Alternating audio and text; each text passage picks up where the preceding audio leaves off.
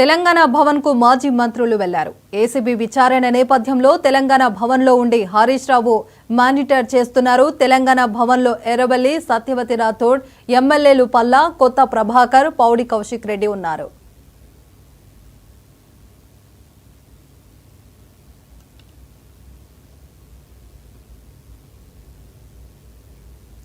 తెలంగాణ భవన్ కు మాజీ మంత్రులు వెళ్లారు. ఏసీబీ విచారణ నేపథ్యంలో తెలంగాణ భవన్ లో ఉండి హరీష్ రావు మానిటర్ చేస్తున్నారు.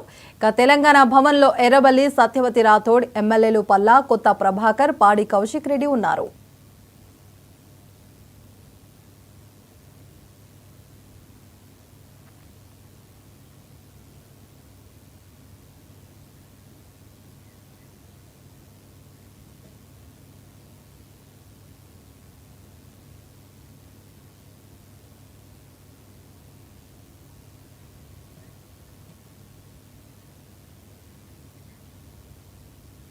తెలంగాణ భవన్ నుండి బీఆర్ఎస్ నాయుడు మాట్లాడుతున్నారు. లైవ్ చూద్దాం.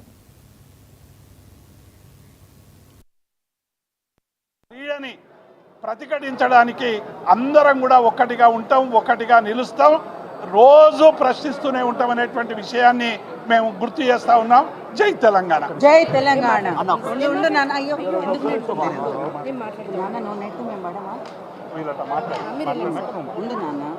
ఒక లేడీ ఒక జెంట్స్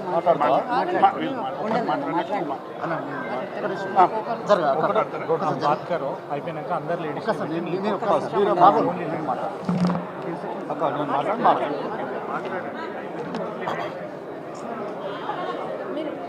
ఈరోజు ప్రభుత్వ పరిపాలన చేస్తా అని చెప్పేసి కాంగ్రెస్ పార్టీ ప్రభుత్వంలోకి వస్తే మరి ప్రభుత్వ పరిపాలన అనే మాట వదిలేసి బీఆర్ఎస్ పార్టీ నిర్బంధ పాలన కొనసాగిస్తుంది.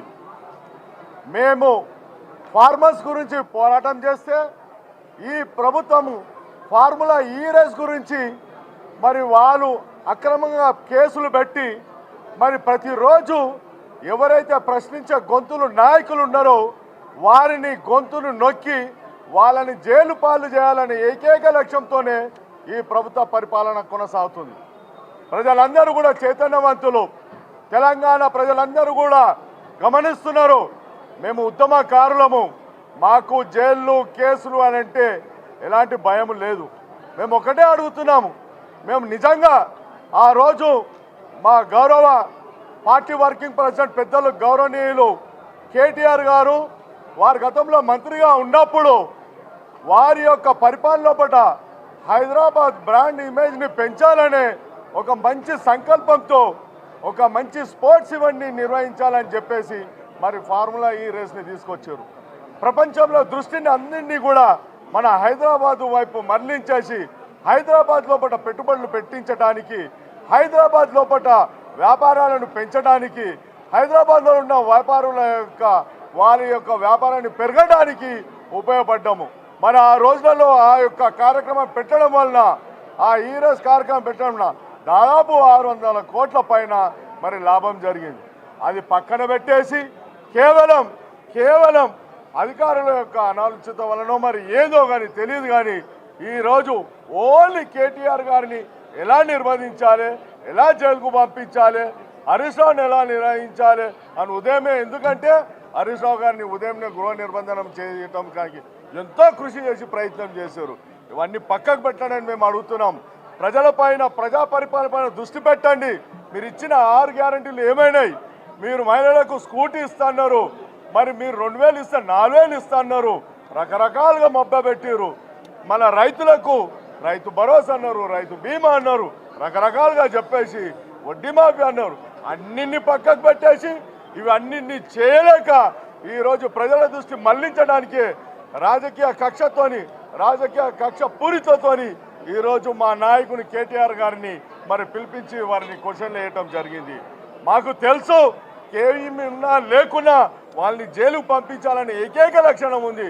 కానీ మేము తప్పకుండా మా యొక్క ఉద్యమకారులకు ఈ జైలు నిర్బంధాలు కేసు ఏమి కొత్త కావు. మా నాయకుడు కడిగిన ముత్యంలేగా ఈ కేసుల నుండి బయటకు వస్తాడని చెప్పేసి మేమందరం కూడా కోరుకుంటున్నాం. జై తెలంగాణ, జై కేసీఆర్, జై కేటీఆర్. అక్క థ్యాంక్ యూ వెరీ మచ్.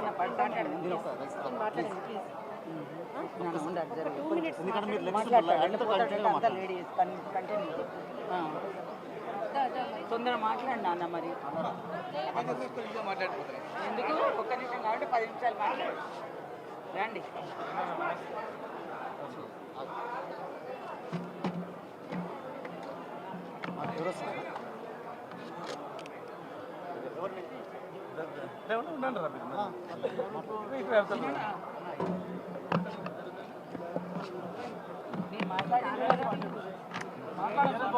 నేను మాట్లాడి నక్కలు ఉద్యమకారులు కనపడాలని నక్కలు కనపడడం అంటే తిరుపతి గురించి మాట్లాడు. తిరుపతి ఇన్సిడెంట్ మాట్లాడతా కన్వర్తుంటే మన పార్టీ బేస్ మొన్న ఆల్రెడీ మిమ్మల్ని ఓకేనా.